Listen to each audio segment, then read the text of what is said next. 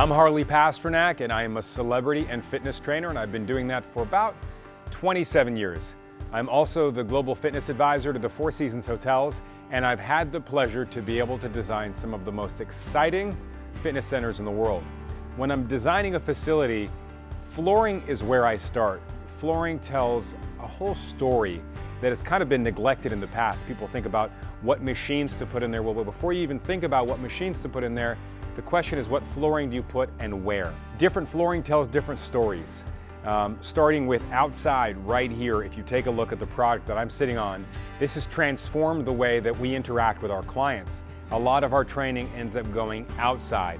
This court not only absorbs a lot of the sound that we might create when we bounce a ball, but also a lot of the shock to our joints. So as someone like me who's an old athlete, beat up knees and back, I'm able to come out here and play basketball and do some plyometrics that I might not otherwise have been able to do when I had a concrete surface here. So this really tells a great story. Also, the ability to brand it and put lines in allow us to play different sports, different games, and have different forms of physical activity. So this is sort of what I consider the center of our compound here.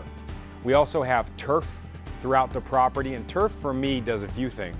It can bring an element of nature in, sometimes to an indoor property or an outdoor property, depending on the color. It brings a story of friction training, whether you be using slides or a sled.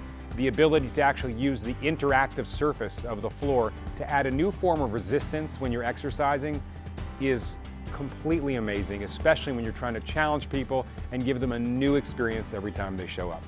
When we go inside of the gym, we use a couple different surfaces aside from just the turf.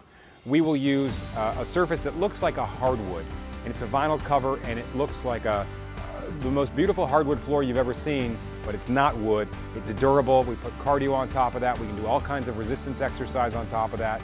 But when we go heavy resistance exercise with kettlebells and heavy weights, we tend to use more of a rubber floor. And a rubber floor does a number of things. It dampens sound, takes some of the impact to our joints. It's a lot safer if you trip and fall.